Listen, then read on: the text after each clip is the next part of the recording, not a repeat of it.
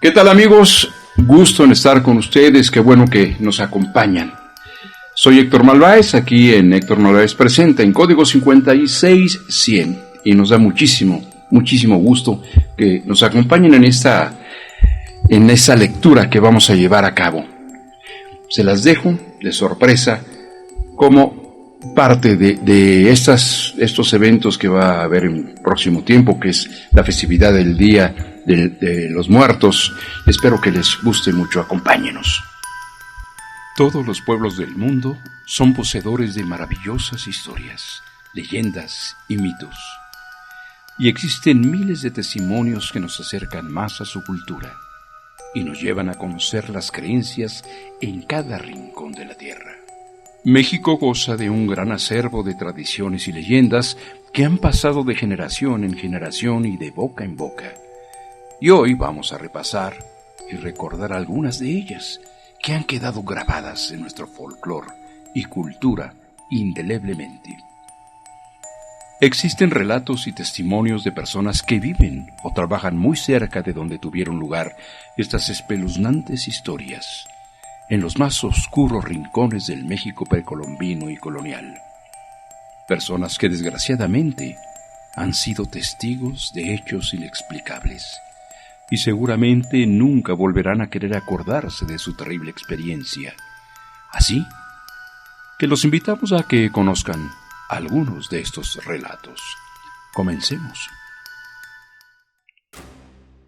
La mujer del Nahual. En la selva chapaneca suceden cosas extrañas que aterran a sus pobladores, que se niegan a salir por la noche por temor a una bestia maldita que ataca a los hombres y animales sin piedad alguna. Todo se remonta a la antigüedad, cuando la mujer de un curandero empezó a celarlo. Le molestaba que las mujeres, agradecidas por haber sanado a ellas o a algún miembro de la familia, le regalaran fruta, maíz, verdura o guajolotes a su esposo. Creyendo que las mujeres se lo querían quitar, urdió un macabro plan. Se internó en lo más profundo de la selva, donde realizó una serie de conjuros y pidió ayuda a los espíritus. Tras convulsionarse, se arrancó la piel hasta que su cuerpo quedó ensangrentado hasta convertirse en jaguar. Esa noche mató a una mujer que había sido curada por su esposo y a toda su familia. Además, destrozó la vivienda y mató a los animales. Los hombres se aprestaron a cazar a jaguar y mientras ellos lo buscaban, la mujer seguía matando a las mujeres que se acercaban a su marido. El curandero empezó a sospechar de su mujer, por lo que la siguió hasta ver cómo realizaba su transformación. Esperó a que ella se transformara en jaguar nuevamente para vaciar un costal de sal en la piel humana, con lo que se secó rápidamente. Al regresar de cometer un asesinato, la mujer regresó al lugar donde había dejado a su dermis, pero al no encontrarla, fue camino a su hogar, donde su esposo la enfrentó, pero no pudo matarla. Por esta razón se dice que la mujer aún habita esas tierras y se aparece a todo aquel que se cruce en su camino. Cihuacóatl, la mujer serpiente, también conocida como la Llorona. Cihuacóatl fue una mujer que perdió a su esposo en una batalla, aunque existen algunas otras versiones, pero en general se dice que la Llorona enloqueció y de dolor mató a sus hijos en el lago. Aunque pensaba suicidarse, los pobladores la detuvieron para juzgarla, torturarla y al cabo sacrificarla por su crimen. Cuando llegó al Mictlán, el infierno prehispánico, los dioses la condenaron para que permaneciera como un ente entre la vida y la muerte. Su castigo fue estar penando y lamentándose indefinidamente por haber matado a sus hijos. Siempre se aparece en el mismo sitio donde había realizado su crimen. En este lugar aterrorizaba a los pobladores, los hacía naufragar y después los mataba.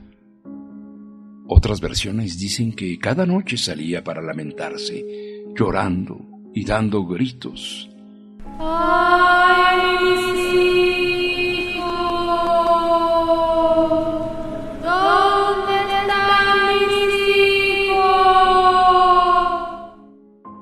De acuerdo con los testimonios del cronista Sahagún. Este cronista dice que este ser llevaba una cuna y la dejaba en el mercado. La cuna estaba vacía, solamente tenía un cuchillo de pedernal, como los que usaban para los sacrificios. Irónicamente, las madres cuyos hijos eran sacrificados para calmar a Cicoatl iban gritando por las calles: ¡Ay, mis hijos! ¿Dónde están mis hijos?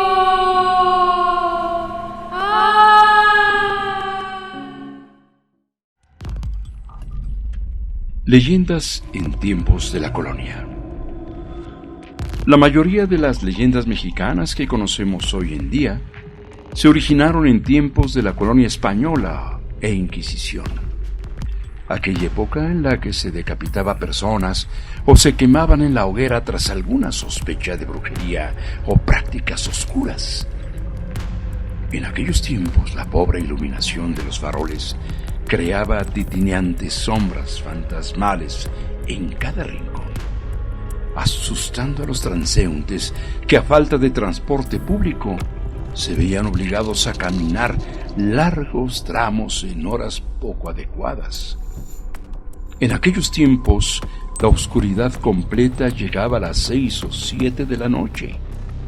Entonces, la gente se refugiaba en sus casas y salían solamente por necesidad u osadía, pues trataban de evitar un encuentro con los hambrientos espectros que poblaban las calles haciendo las suyas y convirtiéndolas en escenarios de sus travesuras demoníacas. El Hospital Fantasma de Morelia. Esta leyenda de terror tiene origen en un hospital de Morelia, Michoacán, en México.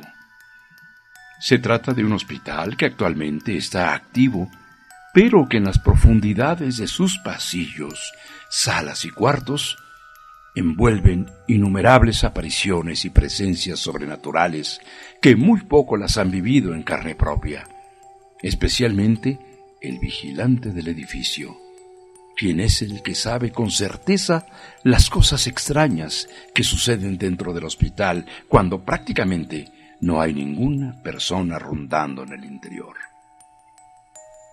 Se dice que en el cuarto de operaciones del hospital, mejor conocido como quirófano, se aparece todas las noches un hombre que inexplicablemente traspasa las paredes y de vez en cuando se escuchan gritos desgarradores, los cuales se cree son provenientes de esa alma en pena que aún no descansa.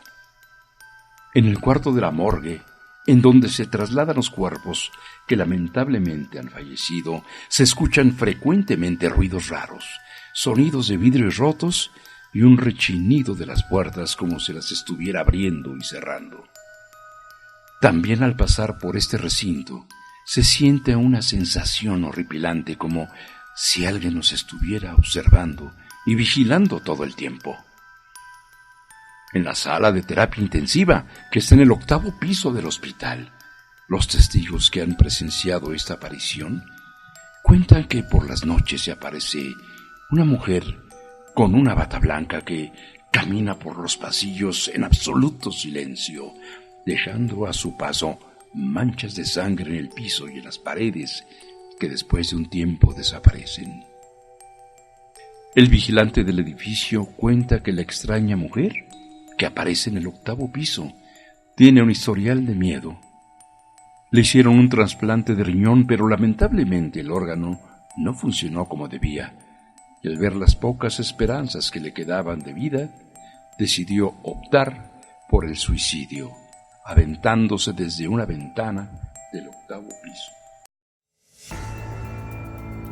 La leyenda del padre sin cabeza.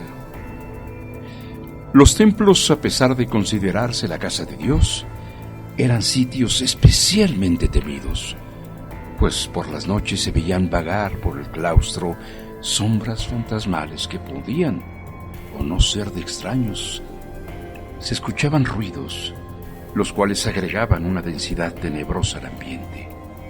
Eran más las historias de espantos y aparecidos que situaciones de milagros, o dicho, las que se contaban sobre estos sitios. En uno de estos templos, en la hermana República de Guatemala, un sacerdote recién llegado hacía en solitario las diligencias de su mudanza a pesar del clima caluroso. Pasadas un par de horas el cansancio le vencía, así que la idea de tomar un respiro no le veía mal. Cruzó el patio hasta llegar a una escalera de caracol que llevaba al campanario. En su caminata pudo sentir una enorme calma en el jardín, acompañada por el melodioso canto de un tecolote. Antes de subir, quiso disfrutar un poco una repentina brisa fresca que soplaba de norte a sur, y cerró los ojos al encontrarse envuelto en ella. A punto estaba de llegar a la paz interna cuando un lastimero sonido interrumpió su deleite, obligándole a abrir los ojos de inmediato para tratar de distinguir ante aquella profunda oscuridad la fuente de aquel extraño sonido. Por más que intentaba enfocar y encontrar claridad que le ayudara a escudriñar entre los arbustos, no lo conseguía. La vela que llevaba en sus manos se había apagado, así que valió más afinar el oído, poniendo atención a aquel quejido. Se abrió paso a tientas entre las ramas del patio. Tras dar unos cuantos pasos, dejó de sentir las hojas en sus manos. Lo que estaba tocando en esos momentos parecía una tela vieja y desgastada. Usó ambas manos para seguir investigando, pero mucho tiempo no tuvo para esto, ya que una tenue luz empezó a darle imagen de lo que estaba frente a él. Se trataba de una persona que llevaba hábito, el cual no pudo seguir sujetando entre sus manos al distinguir que la figura en cuestión no era más que un cuerpo. Le faltaba la cabeza en ese momento. El padrecito emitió un grito aún más escalofriante que la horrorosa aparición, y el alma se le salió del cuerpo por un momento. Cuando el sacerdote finalmente pudo reaccionar, se echó a correr sin rumbo fijo ni dirección. Solo quería alejarse de aquel monje decapitado que flotaba detrás de él, gimiendo, llorando, suplicando a gritos que le ayudara a encontrar su cabeza.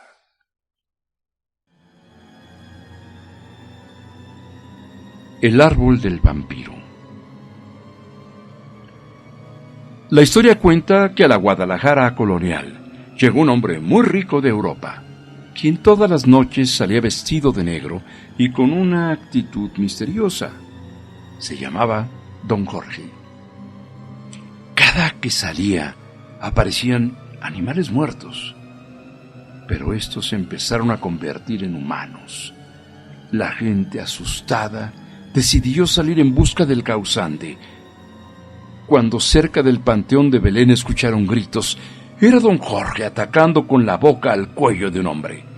La gente lo persiguió, pero él logró huir, así que el cura de Guadalajara lo fue a buscar a su hacienda para hacerle un exorcismo. El vampiro juró vengarse de todos, cuando alguien le clavó una estaca en el pecho. Al morir lo enterraron en el mismo panteón de Belén. Pero lo extraño sucedió cuando un árbol empezó a crecer justo por encima de la lápida de Don Jorge, misma que se rompió. La leyenda dice que el día que el árbol se ha derrumbado, o que las raíces rompan por completo la lápida, don Jorge, el vampiro, regresará a llevar a cabo su venganza. La mulata de Córdoba. Cuentan que hace muchos años en Córdoba, Veracruz, existió una mujer misteriosa porque vivía aislada del trato social y no se conocía su procedencia. Se dice que era huraña porque su belleza era tanta que cuando salía a la calle era víctima de habladurías. Se le conocía también porque usaba hierbas para hacer curaciones maravillosas y por predecir sucesos naturales, como temblores y hasta por conjurar tormentas. Esa fama empezó a inquietar a los habitantes de Córdoba, quienes la empezaron a acusar de bruja. Todos parecían obsesionados con ella, pero el alcalde era el principal. Su nombre era Martín de Ocaña, un hombre ya de edad que le confesó su amor y le ofreció hasta las perlas de la Virgen, con tal de que ella estuviera con él. Pero la mulata no accedió. Don Martín, despechado y desairado, la acusó de haberlo hecho tomar un brebaje para que perdiera la razón. La mulata, a la fuerza, fue llevada a la fortaleza de San Juan de Ulúa, donde fue juzgada y castigada a morir quemada en leña verde frente a todo el pueblo. Mientras esperaba su castigo, logró convencer al guardia para que le regalara un gis. Él no se pudo resistir y se lo consiguió. La mulata empezó a dibujar en las paredes de su celda un barco con las velas desplegadas que se mecían sobre las olas del mar. Era una obra de arte que dejaba perplejo a cualquiera. Fue entonces cuando la mulata preguntó: ¿qué es lo que crees que le hace falta al barco? A lo que el carcelero le contestó: andar, solo andar. En eso ella le dijo: pues mira cómo anda. La mulata dio un salto y se subió al barco, despidiéndose del hombre que la resguardaba, quien solo veía lo que sucedía asombrado. El barco se perdió, al final de cuentas, en el horizonte que ella dibujó. Bueno, amigos, pues nos vamos. Esto ha sido Héctor Morales Presenta en Código 56100. Esperemos que hayamos cumplido con las expectativas que teníamos con este programa, y si les gusta, pues échenos un like. Y por aquí nos vemos en una semana más. Muchas gracias.